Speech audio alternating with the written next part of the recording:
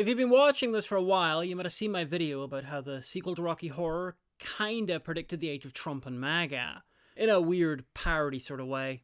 It was all accidental and was mostly just a mix of Richard O'Brien parodying elements of American society that just got stronger with time. That and a bunch of coincidences. Anyway, today I'm gonna do another video like that.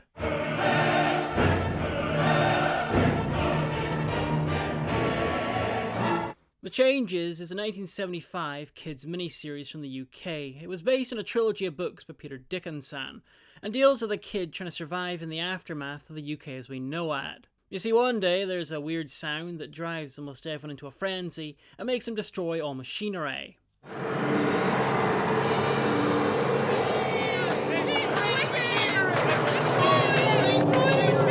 And once the machinery is gone, everyone has a primal need to leave the cities. Some head for France, but most return to a more primitive state in the countryside.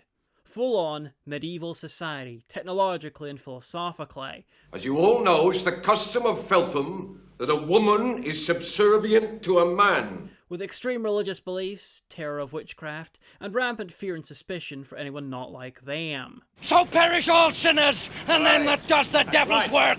A handful of people stay in the cities, but there's a weird plague in the aftermath of destruction. There's a sickness here now. The water's bad. Hilariously, because of the basic setup, a kid surviving in the aftermath, the fall of civilization, and travelling with various people through what used to be a safe and familiar landscape, surrounded by various survivors and antagonists, it's basically a 1970s kids version of The Walking Dead. Without zombies, alas.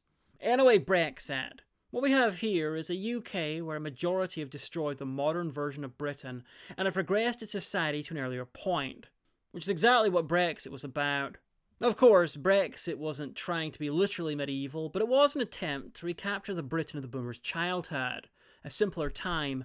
Oh, and this is a localised phenomena, it doesn't even affect Ireland. And we should note that the part of the UK that's in Ireland voted against Brexit. There are some groups who aren't as affected by the weird drive to destroy society and regress everything though. Children are affected less than adults and can be snapped out of it. And immigrants aren't affected at all. Don't you ever hear the noise? What noise do you mean?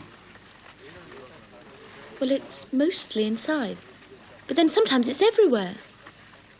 Well, it starts when people touch the wicked things, and then you have to do something. The first group that the main character teams up with are a collection of Sikh families who recently immigrated. Broaden children out to include the younger generation of voters, and immigrants to immigrants and non-white in general, and we have some of the larger demographics to vote against Brexit. The main character is Nikki Gore, a girl out to find her family and maybe find out the truth about what just happened. And she does find out.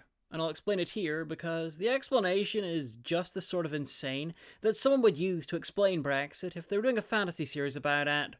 You see, some miners in the south of England dug too greedily and too deep and accidentally managed to wake up the Lovecraftian spirit of Britain that had been slumbering for about 1,000 years.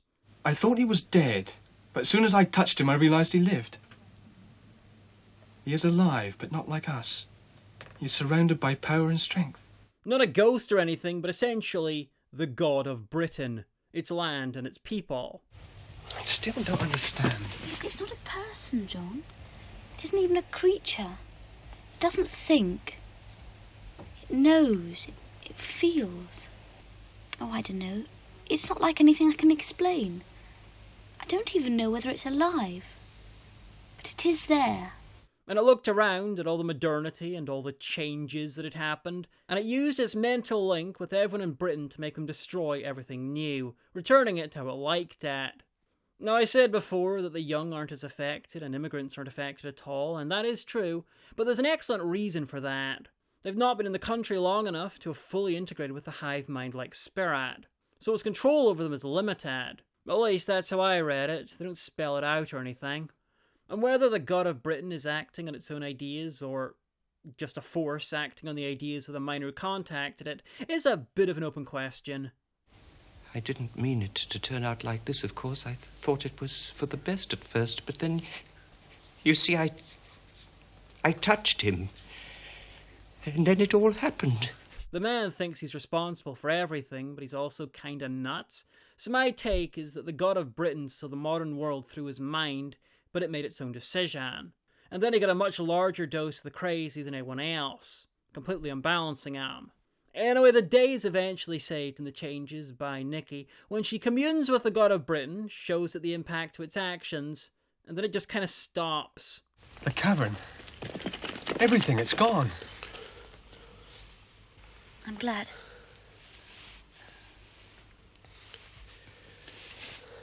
You don't understand. It's all over. Everything's all right again. Gee, wow. That was easy. It's yet another parallel to Brexit, because the chances are it'll eventually be undone by the young of today. Anyway, to sum up, The Changes is almost painfully 70s. The intro looks like an episode of Look Around You. Its treatment of racism, bigotry and xenophobia is just like a kid's PSA. She's with them. She ain't one of them. No. What do you mean by them? They're Indians.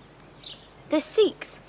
I don't care what they call themselves. We call them the devil's children, and we don't want anything to do with them. But at the same time, it takes large and small concepts, the mundane and the completely batshit, and serves them up for kids in a way that doesn't talk down to them. It's probably too long, but it's a sometimes fantastic bit of work. If they remade it today, the chuds would complain about it being anti-Brexit propaganda, because it totally would be. Because so was the original, though completely by accident. Aptly for a show called The Changes, it's never quite the same show twice. Opening up with a legit short horror film as the country goes nuts.